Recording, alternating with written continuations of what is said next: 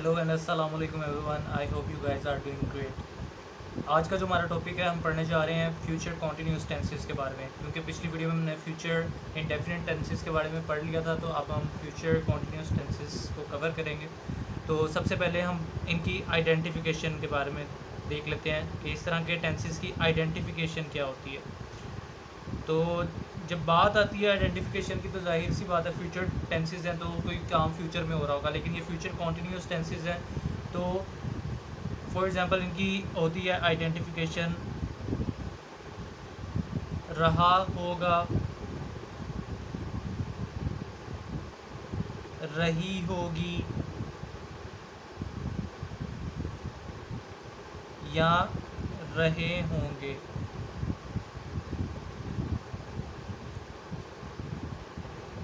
तो ये इनकी आइडेंटिफिकेशन होती है।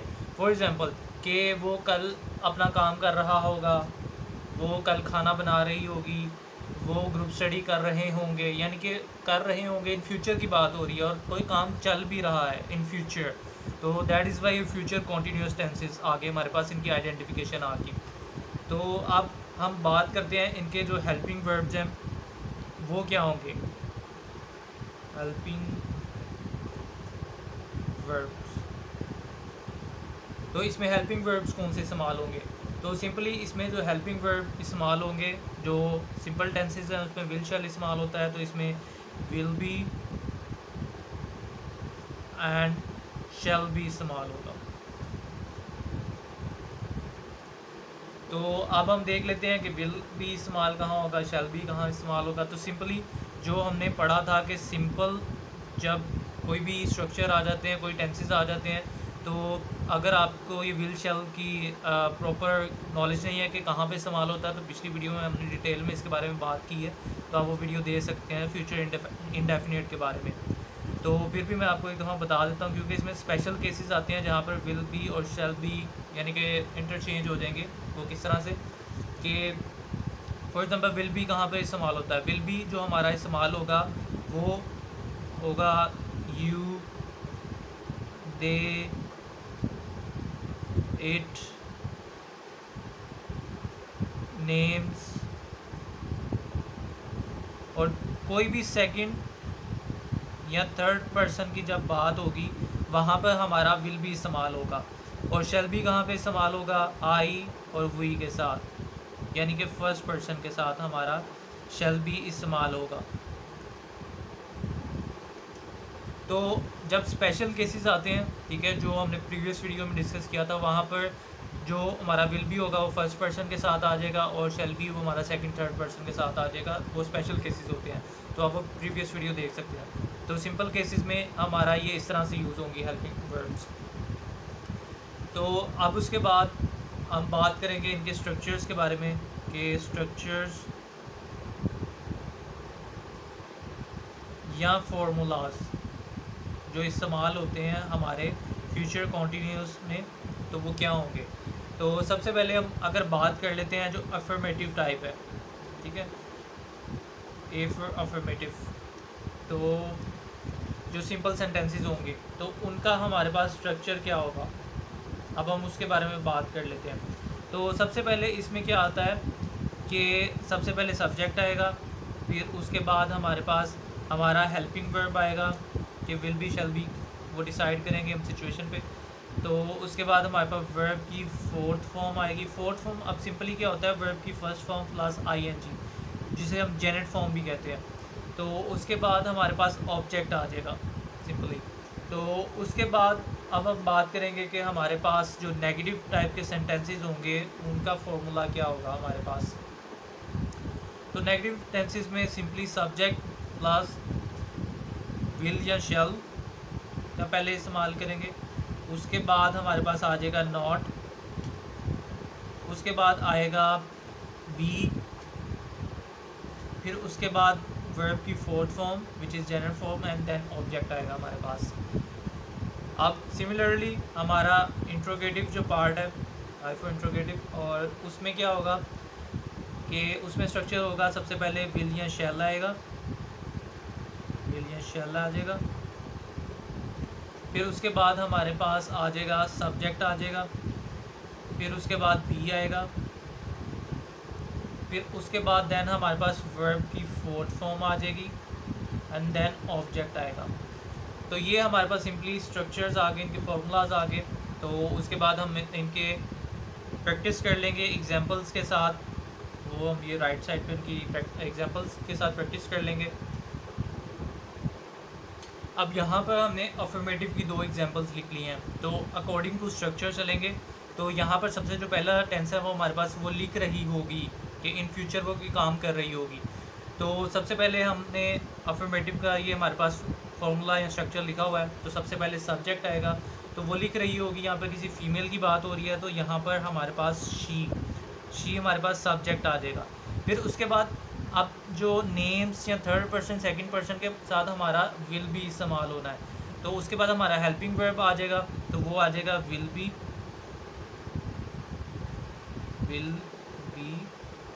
फिर उसके बाद हमारे पास क्या आना चाहिए, वर्ब की फोर्थ फॉर्म, जेनेट फॉर्म आनी चाहिए, वर्ब की फर्स्ट फॉर्म प्लस आईएनजी। तो उसके बाद वो लिख रही होगी, क्या काम हो रहा होगा, लिखने का, she will be right and उसके साथ हमने आईएनजी लगाना है, राइटिंग।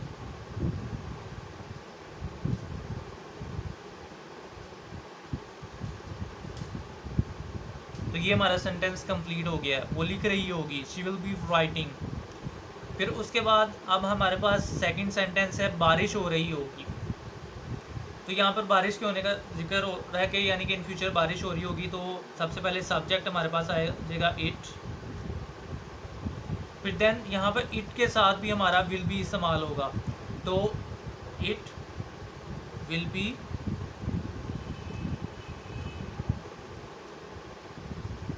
उसके बाद हमारे पास वर्ब की फोर्थ फॉर्म आएगी, जेनेट फॉर्म। तो बारिश और क्या काम हो रहा होगा, बारिश हो रही होगी, तो it will be rain and ING का हमने इजाफा करना है, रेनिंग।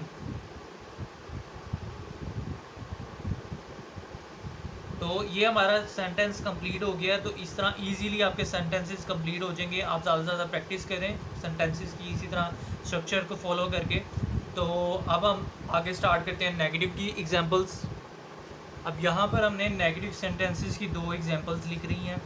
तो सबसे पहले हम एग्जांपल 1 से स्टार्ट करते हैं कि तुम गरीबों की मदद नहीं कर रहे होगे, यानी इन फ्यूचर तुम ये काम नहीं कर रहे होगे, किसी चीज़ का इनकार आ गया, दैट इज़ वाई ये नेगेटिव सेंटेंसेस है। और इन फ्यूचर कोई काम चल रहा होगा तो फ्यूचर कॉन्टीन्यूस टेंसेस हो गई है।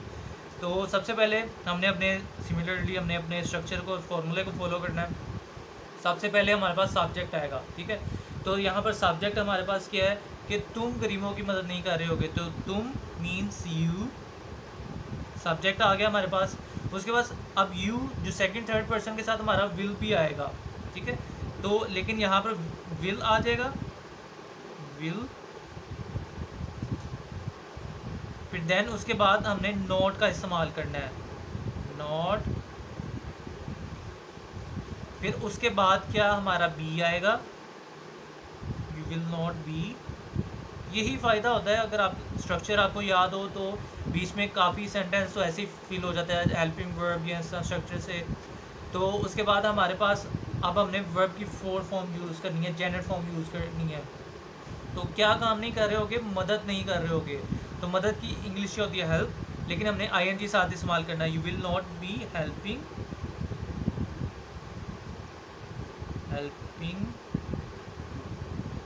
एंड देन उसके बाद क्या है कि हमने ऑब्जेक्ट का इस्तेमाल करना है। किसकी मदद नहीं कर रहे होगे, ऑब्जेक्ट हमारे पास क्या है, गरीब लोग, ठीक है। तुम गरीबों की मदद नहीं कर रहे होगे, you will not be helping the poor.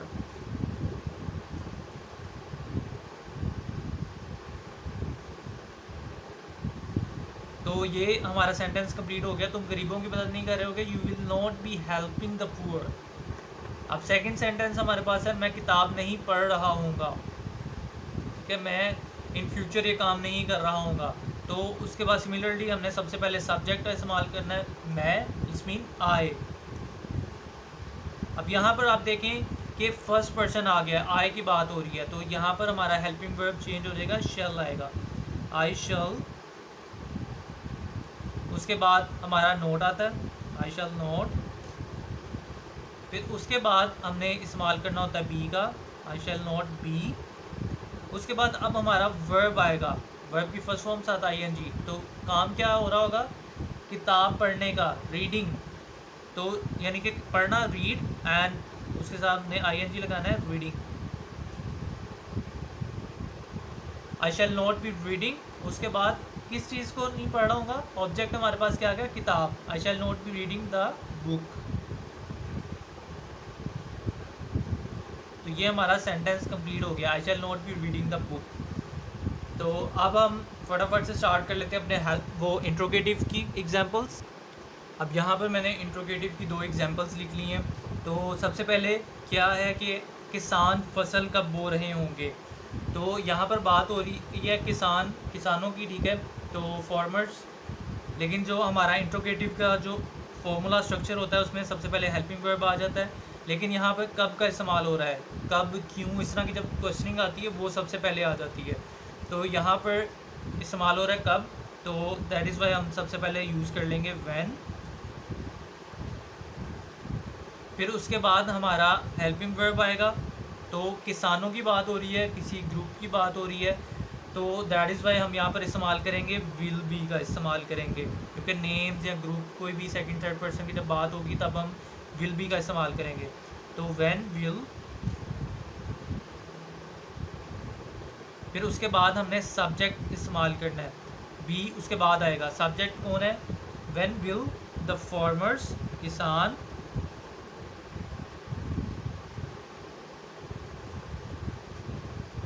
Farmers. उसके बाद हमारा बी आएगा। अब उसके बाद हमने वर्ब का इस्तेमाल करना, वर्ब की फर्स्ट फॉर्म साथ आईएनजी। तो उसके बाद हमारे पास जो बोना होता है कि काम क्या हो रहा है, किसान फसल कब बोएंगे, बो रहे होंगे, ठीक है। तो उसके बाद उसकी इंग्लिश होती है सो, तो साथ हम इस्तेमाल करेंगे आईएनजी, सोइंग। फिर उसके बाद हमने किस चीज़ को बोएंगे, फसल को, तो फसल की इंग्लिश क्रॉप्स। तो ये हमारा टेंस कंप्लीट हो गया, वर्ब भी हमारे पास आ गया, ऑब्जेक्ट भी आ गया। तो किस चीज़ को बोएंगे, ऑब्जेक्ट फसल को, और वर्ब क्या है, सोइंग, बोना। क्या काम हो रहा है, बोने का। When will the farmers be sowing crops. उसके बाद जब सेकंड हमारा फिक्र है, तुम तंग क्यों कर रहे होगे, ठीक है। तो क्यों आ गया, तो वाई सबसे पहले आ गया। उसके बाद तुम, यानी कि सेकंड पर्सन किसी की बात हो रही है, किसी को मुखातिब किया जा रहा है, तो फिर उसके साथ हमारा हेल्पिंग वर्ब विल आएगा। तो विल, तुम, यू, वाई विल यू। उसके बाद हमारा बी आएगा।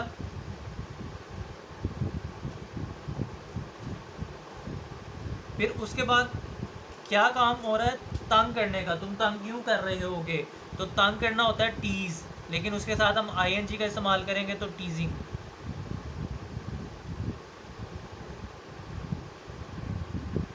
तुम तंग क्यों कर रहे होगे, why will you be teasing. तो आई होप ये वीडियो आपके लिए हेल्पफुल रही होगी। फ्यूचर कॉन्टीन्यूस टेंसेस आपके क्लियर हो चुके होंगे। तो बस आप प्रैक्टिस करें और इस वीडियो को ज़्यादा से ज़्यादा लाइक करें, शेयर करें, सब्सक्राइब करें चैनल को। और मिलते हैं अगली वीडियो में, तब तक के लिए अपना ख्याल रखें। अल्लाह हाफिज़ एंड टेक केयर।